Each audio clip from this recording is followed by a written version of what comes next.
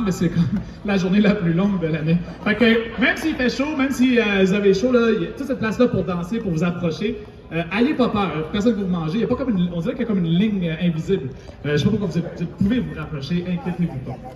Je voulais commencer vite, avant de commencer le show, là, je voulais savoir, est-ce que vous avez hâte au spectacle? C'est bon ça, c'est bon. Sauf que là, je vois du monde applaudir. Écoutez, moi je suis à Benaki. Puis dans la tradition à Benakis, applaudir, ça amène la pluie. OK? Fait qu'on va essayer quelque chose. Non, on veut pas. Je pense qu'on est correct quand même, on sait jamais. Je vais quand même essayer quelque chose. Je vais vous redemander la même question, mais cette fois-ci, on va applaudir en faisant les mains dans les airs, comme ça. OK? Ah, vous avez bien pratiqué. On va le faire maintenant tous ensemble. Est-ce qu'on est prêts? Alors, est-ce que vous avez hâte au spectacle? Ah, c'est bon, mais là, j'ai vu tout le monde, j'ai arrêté de parler, j'ai pas dit d'être silencieux. Là, tout le monde est comme... Vous pouvez crier. Fait qu'une dernière fois, juste pour vous réchauffer, puis après ça, je vous présente le premier show. Est-ce que vous êtes prêts pour le spectacle? J'adore ça. Les premières personnes qui vont venir sur scène, c'est Nina et Sierra Segalowitz, qui sont Inuits de Inuvialuit et d'aînés des territoires du Nord-Ouest. Elles vont nous faire du chant de gorge inuit et des chansons à tambour à la main.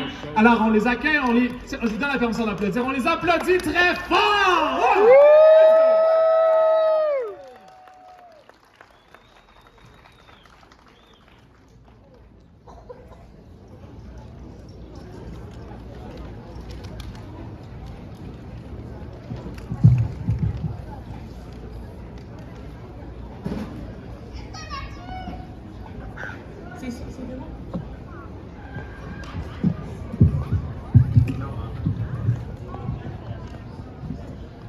Olusakout, bon après-midi tout le monde.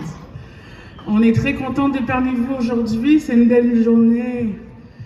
Moi je m'appelle Nina Segalowitz, je viens des territoires nord-ouest et je suis très ravie d'être ici à Joliette. C'est rare que je vienne, mais pour aujourd'hui c'est une bonne raison de faire le trajet de Montréal à travers l'embouteillage. Ça vaut la peine. Hein? Alors, je vais laisser ma fille s'introduire. Bonjour, mon nom est Sierra Segalowitz, ça c'est ma mère. On vient du territoire du Nord-Ouest.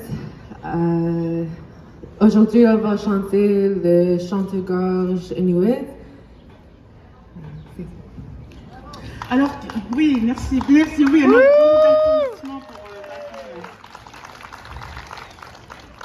Je voulais juste savoir qui parmi vous a déjà entendu le chant de gorge inuit? Oh, c'est génial. C'est génial. Alors, pour ceux qui n'ont jamais écouté le chant de gorge, c'est un passe-temps pour nous, les femmes inuites, pendant des milliers d'années. Et c'était une façon pour nous de faire la compétition, de passer le temps, parce que nous, les femmes, on faisait nos choses dans l'igloo pendant que les hommes, ils faisaient leurs choses dehors, là-bas, quelque part, en train de faire la chasse, parce que c'était vraiment eux leur responsabilité, c'était vraiment de faire la chasse, de nous apporter le caillou, les baleines, les phoques. Et puis c'était à nous de transformer les animaux à des choses à manger, à des choses à porter, à des choses de jouer avec. Et puis pendant qu'on était dans les igloos, on faisait des jeux parce qu'on n'avait pas le Netflix, hein, ni TikTok pour les jeunes. Alors nous, on inventait les sons, puis on n'avait pas de Spotify non plus. Alors c'était vraiment nous qui inventions les chansons. Et toutes les chansons qu'on fait pendant le chant de gorge, c'est inspiré par la nature. Normalement, on est entouré par la nature et pas le béton, comme ici. Mais dans la nature, on a beaucoup de sons comme la rivière, le vent, les animaux. Il y a une chanson qui s'appelle le maringouin, Mosquito, le maringouin. Et puis, ça se fait à deux. Et comme c'est une compétition, la première femme qui rigole, c'est elle qui perd le jeu. Alors, pour la première chanson, on va faire la première chanson pour vous. Ouais.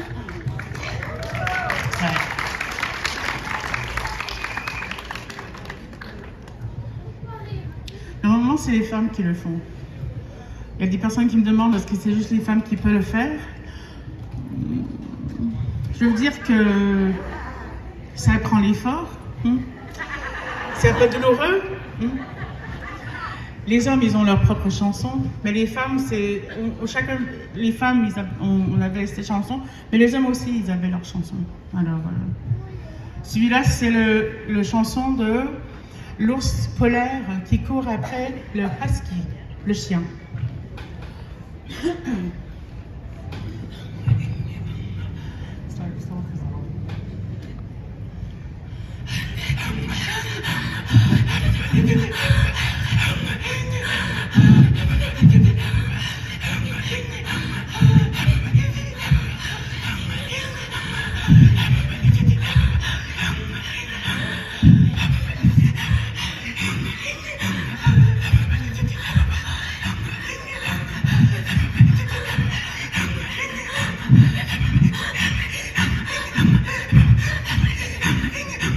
Ouais.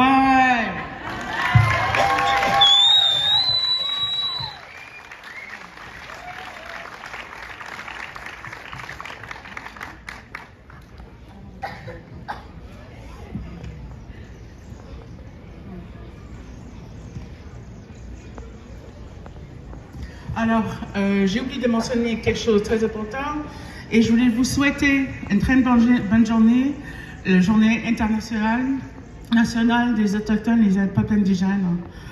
Et puis, cette chanson, c'est la chanson de l'ours polaire avec le chiot, avec le husky, c'est ça en français? Husky, c'est bon? Pour nous, les chiens, c'était une façon, c'était des animaux qui nous aidaient à faire le voyage en nos traîneaux, les ramotiques. Ramotiques. Vous voulez le dire? Ramotique. Ramotique. Alors, c'est ça. Et on voyageait soit en ramotique ou en kayak. Aujourd'hui, on dit kayak, mais c'est une invention de chez nous qui a été prise par Atmosphère. Ils nous ont rien donné pour cette invention-là. Mais nous, on prononce kayak. Kayak. Oui, alors c'est la meilleure façon, la bonne façon de le dire. Kayak. Dans le temps, tu sais, ça fait pas longtemps que notre vie a bien changé. Chez nous, les chiens, les chiots, c'était une façon que les chiens nous protégeaient, premièrement, des ours polaires. Pendant une tempête de neige, on n'avait pas besoin d'un GPS parce que c'était eux, les chiens, qui savaient où aller. Et par contre, notre vie était en train de changer parce qu'à Ottawa, ils voulaient nous compter, faire le census. C'est ça, le census de population? Le recensement, excuse-moi. Merci beaucoup, j'apprends quelque chose aujourd'hui. Recensement. Parce qu'après la Deuxième Guerre mondiale, le Canada voulait prouver qu'il y avait des peuples au Grand Nord pour que les Russes nous invader. Ils ne pourraient pas nous invader. Envahissent. Oh, j'apprends des choses aujourd'hui. Merci. Nous envahissaient, c'est ça? Ils ne nous envahissent pas, c'est ça. Merci, Gina. Alors, à cause de ça, le gouvernement voulait nous compter. Mais le problème, c'est que avec notre kayak et notre ramotique, on n'arrêtait pas de partir avec les caribous. Alors, le personnel de recensement, il commençait à nous compter. 1, 2, 3. Puis il y avait des caribous là-bas. Partout, toutes les personnes partaient. Puis on revenait, puis il fallait recommencer. 1, 2, 3. Puis ça n'arrêtait pas de se faire. On partissait, puis on partait. Et puis finalement, qu'est-ce qu'ils ont décidé? C'est de vraiment nous couper la façon de voyager. Ils ont décidé à Ottawa d'y aller, d'envoyer les GRC à toutes les communautés, tous les encampements inuits, puis de ramasser tous les chiots puis les chiens, sans nous dire pourquoi. Alors chaque personne, chaque enfant, chaque homme, chaque chasseur qui avait leur chiot, ils nous forçaient de mettre tout ensemble. Puis en avant de nous, ils les a tués. Plus de 20 000 chiens ont été tués en 1952. Tout pour la raison de prouver que le Canada était populé par nous. Et puis cette décision-là nous a changé la vie pour toujours. Parce que premièrement, on n'avait plus le droit de voyager. Deuxièmement, les hommes ne pouvaient pas aller chercher de quoi manger. Et puis notre vie traditionnelle de nomade a changé immédiatement, puis on était forcés d'être sédentaires. Notre façon de manger a été remplacée avec la farine, le sucre, l'huile, le sel, et ils ont inclus de l'alcool en échange pour nos chiots. Puis c'était le Béditson qui nous ont dit, ben, au moins tu auras ça pour remplacer toutes les choses que vous avez eues avec le ramotique et les chiens. Alors, ils ont enlevé la façon de vivre traditionnellement et ils ont remplacé avec des produits qui nous rendaient malades. Et aujourd'hui, ça c'est la génération de mes parents. Alors aujourd'hui, c'est en façon, ça nous a changé, mais aujourd'hui, je célèbre notre résilience. On est toujours là.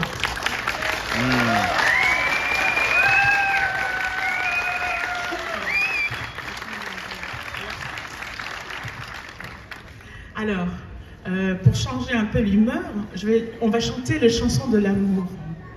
Hein? Cette chanson-là a été faite par une femme inuit. Elle était mariée avec un bon chasseur, si bon, il était si bon comme chasseur qu'il pouvait avoir 2 femmes. Chez nous, ça se faisait, et c'est une façon de montrer la richesse d'un chasseur, d'être capable d'avoir 2 femmes. Alors la première femme, après qui s'est mariée une deuxième fois, elle s'est dit, allô, je suis toujours là. Puis elle pensait que son mari ne l'aimait plus. Alors elle s'est dit, ben là, qu'est-ce que je veux faire? Finalement, elle s'est inventée une chanson, puis une chanson de Katajak, une chanson de chant de gorge. Puis ça s'appelle le chant d'amour.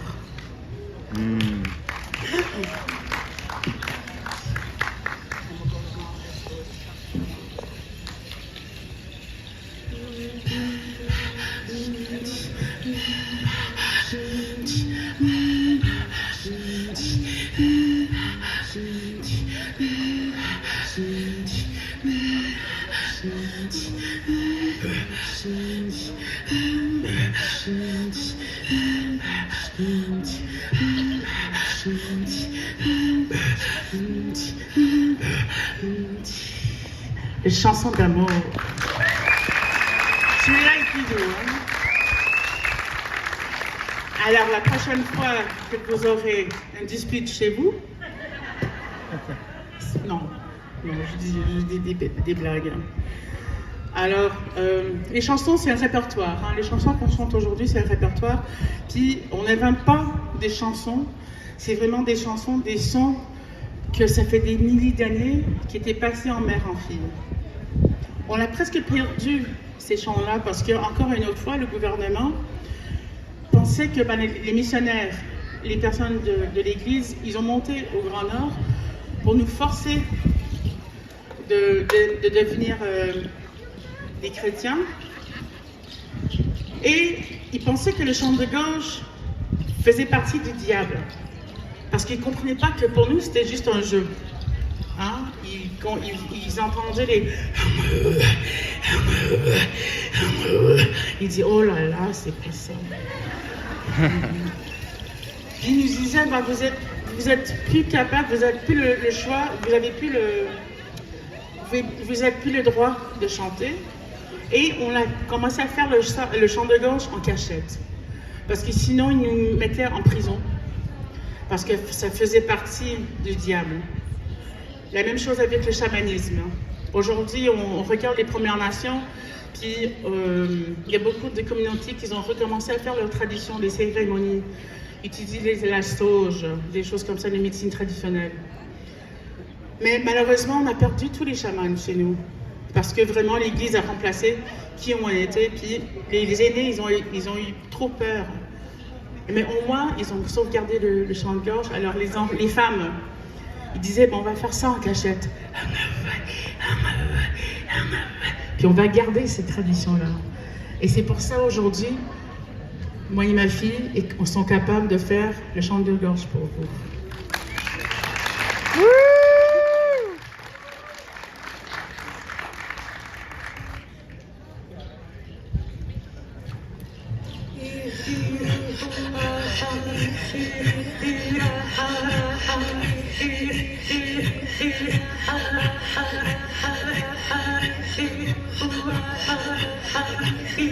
Keep going, keep going, keep going.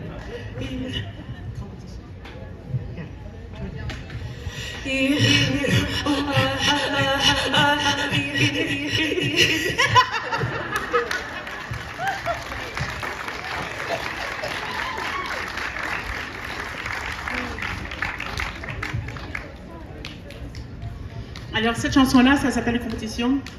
Et c'est vraiment... moi, ça fait 25 ans que je fais le chant de gorge.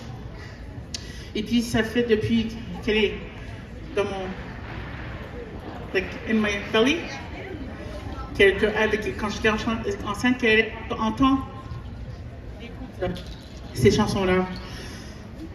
Moi, j'étais partie... c'est le fil? Je touche à pas. Alors, moi, comme je l'ai dit, moi j'étais adoptée de territoire nord-ouest pendant l'histoire du Canada. Vous connaissez les pensionnats? Oui. Alors, mes parents sont des survivants de pensionnats. Mes parents biologiques. Mon père est d'Aîné, d'Alberta, de Trétévite. Et ma mère vient de Inuit. Elle est Inuvialuit du Grand Nord. Et avec leur résilience, ils ont survécu. Ils ont passé à travers les pensionnats pour se rencontrer, pour se tomber en amour. Puis ma mère a eu 7 enfants. Malheureusement, encore à Ottawa, ils n'ont été pas finis avec nous parce qu'ils ont vu qu'ils n'ont pas réussi complètement à nous assimiler, tous les peuples autochtones. On a retourné, on a recommencé à faire les cérémonies, on a recommencé à réapprendre notre langue. Alors, la deuxième vague, une autre vague d'assimilation, c'était le rafle des années 60. Puis, cette partie-là de l'histoire, c'est une autre partie de l'histoire qui n'est pas instruite, enseignée, merci, dans les écoles. Et pendant les années 60 jusqu'à 80, il y avait à peu près 25 000 enfants qui ont été volés de chez eux pour être assimilés et adoptés par les non-autochtones. Parce que là, le gouvernement se disait, ben là, au moins, ces enfants sauvages seront plus civilisés, puis au moins, ils vont oublier qui ils sont, puis ils vont être complètement assimilés dans la vie canadienne.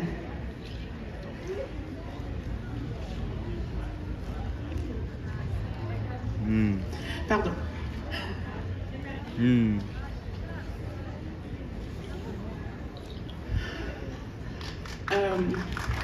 Pardon.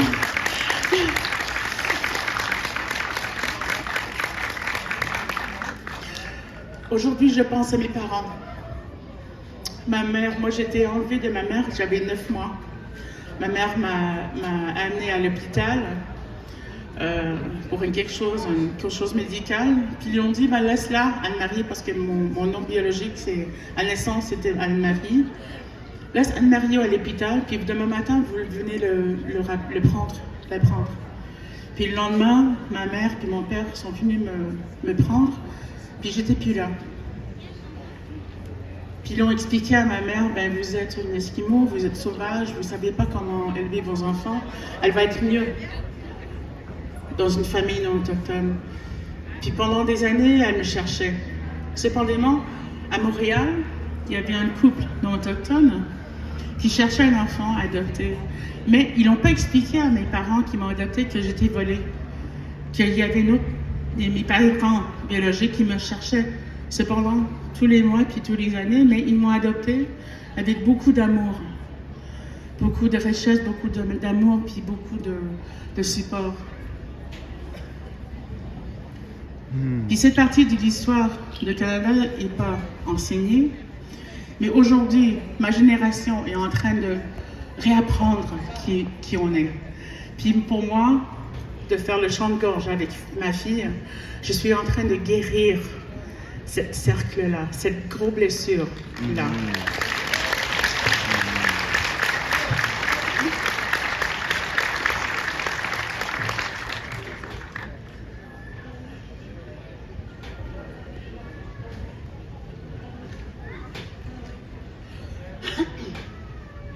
Comme je vous ai dit, le chant de gorge, c'est des imitations de la nature.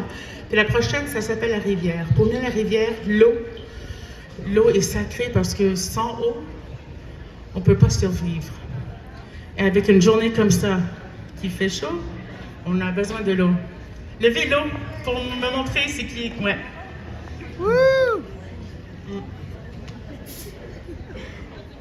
Et pour nous, c'est là où on va chercher à manger. Le phoque, les baleines, les poissons, les moules, mussels, moules, les huîtres, tout ça c'est bon. Et puis on a une chanson qui s'appelle La rivière.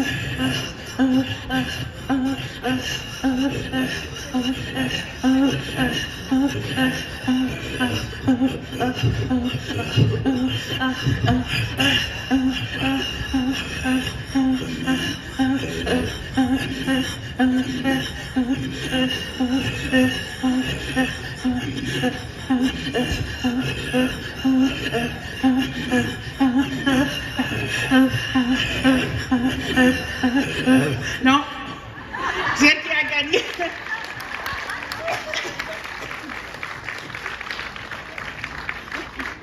L'étudiant devient la maître. Hein? Ouais.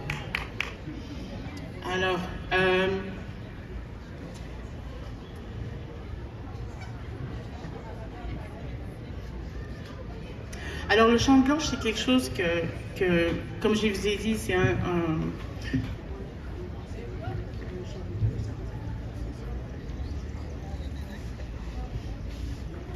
Alors, comme ça, c'est 4 chansons que je chante avec ma fille, mais il y a d'autres chansons, puis j'aimerais vous demander quelque chose. J'aimerais que vous fermiez vos yeux et je vais chanter des chants de gorge, des différentes chansons avec des imitations dedans. Et pendant que vous écoutez les chansons, j'aimerais que vous devinez c'est quoi. Puis après ça, je vais vous demander c'est quoi. Et puis si je le fais bien, vous allez savoir c'est quoi que je suis en train de chanter.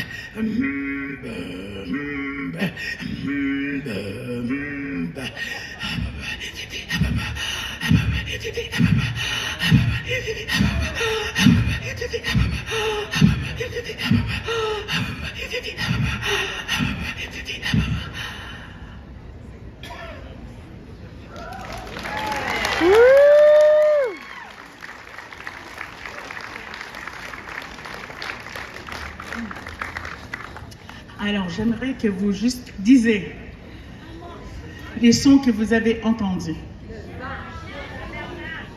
Bernache, oui.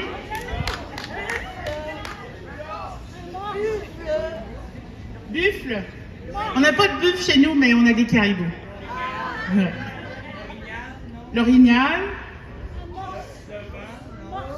Morse. D'autres choses? Le chien. Il y a quelqu'un qui sait le chant. Alors, oui? Une ours, oui. Alors, vous avez raison. Vous avez il y avait le papy, le husky, il y avait le bernache, oui. Puis aussi, on a la scie à la main.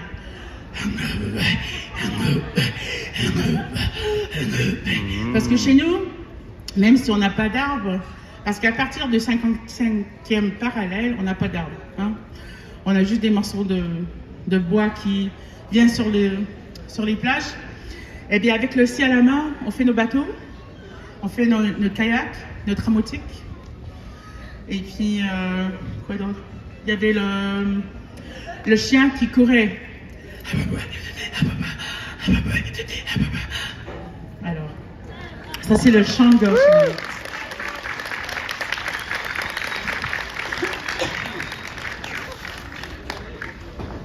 Avant que je continue, je vais partager quelque chose de différent. J'aimerais vraiment que vous donniez un applaudissement pour ma fille, la prochaine génération de chant de gauche Inuit, Sierra Segalowitz.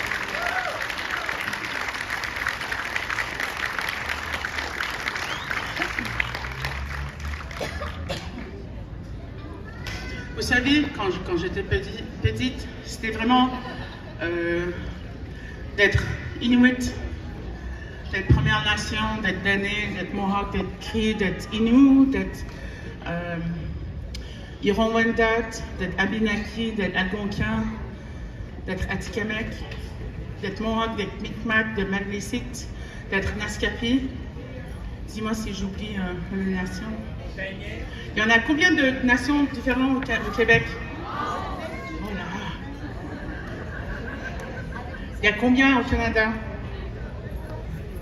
52. Avant, il y avait plus de 500. Mais on est toujours là. Hein? Ouais. Moi, quand j'étais née en 73, ça veut dire que j'ai 50. Il ne faut pas faire l'addition. Je vais juste avoir 50. Et dans le temps, on n'était pas toujours à la mode. Hein? En grandissant, mes parents, ma mère vient de Philippines, puis mon père est juif canadien. Ils ne savaient pas dans le temps que c'était très important que, comme enfant, j'avais besoin d'avoir contact avec mes communautés. Parce que dans les années 70, 80, on n'était pas toujours à la mode. Il y avait personne qui voulait être autochtone. Il y a personne qui voulait pas avoir leur carte statut. Il y avait personne qui portait des jupes belles comme ça, des jupes de ruban, comme ces petits filles-là.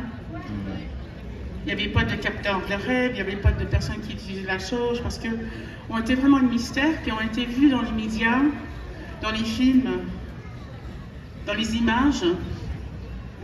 C'est soit que je serais Pocahontas ou je serais une femme dans la rue en train de boire, et c'était toutes les deux choses que je pouvais être. Et pour moi, comme jeune fille, c'est pas des options que j'aimais bien. Mais aujourd'hui, je vais vous dire quelque chose que mes enfants, ils sont en train de vivre quelque chose d'extraordinaire. Et ça s'appelle la réconciliation. Oui. Bravo. Puis chaque fois que j'ai la chance de partager le chant de gorge, chaque fois que j'ai le choix de partager le tambour à la main, je dis toujours oui. Il y a des raisons pour lesquelles je fais ça. Premièrement, parce que c'était interdit, puis aujourd'hui, j'ai le droit de le faire. Deuxièmement, c'était presque perdu, puis aujourd'hui, je peux le faire. Troisièmement, j'avais honte de qui j'étais, puis aujourd'hui, je suis fière de qui je suis.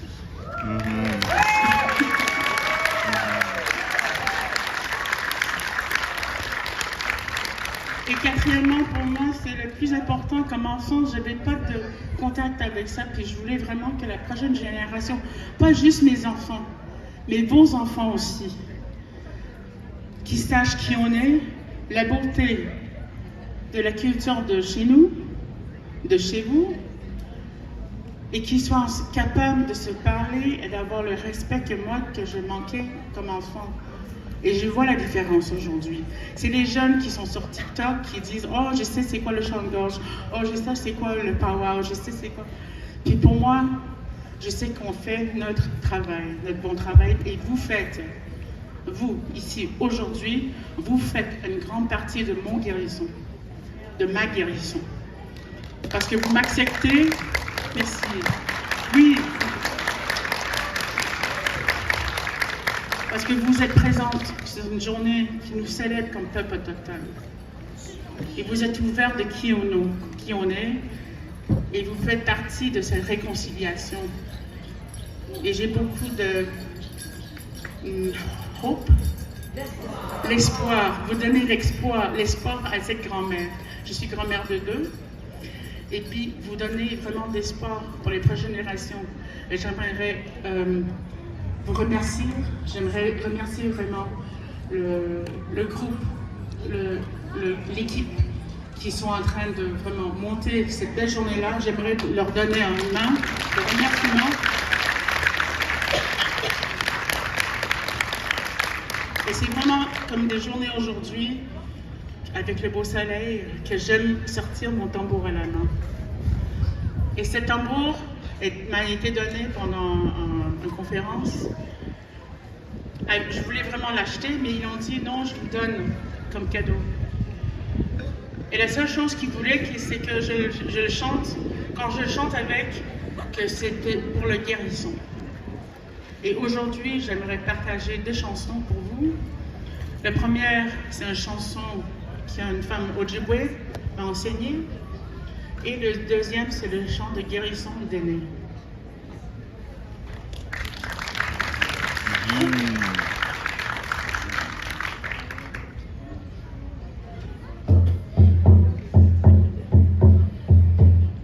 Pour nous, le tambour, les chansons qu'on chante, il y a des fois que c'est des chansons de cérémonie, qu'on ne partage pas. Mais il y a des chansons qu'on chante pour célébrer des naissances, des nouvelles enfants, les deuils, quand les personnes partent aux vies des esprits qui partent de cette terre. Et chaque fois qu'on chante une chanson, on demande que nos ancêtres soient là avec nous. Puis aujourd'hui, sur cette belle journée-là, je suis conscient que ce n'est pas juste mes ancêtres qui sont là, mais les vôtres aussi.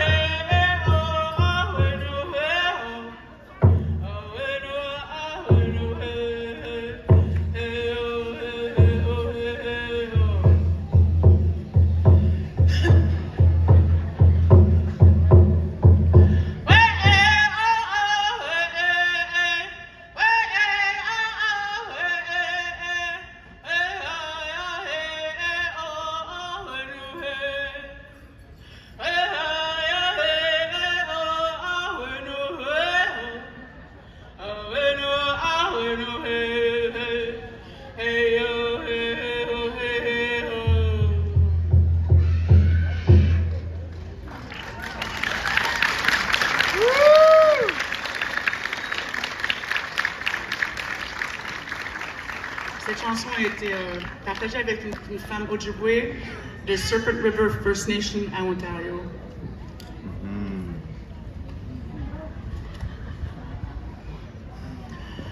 Pour cette chanson de guérison, j'aimerais que vous vous levez.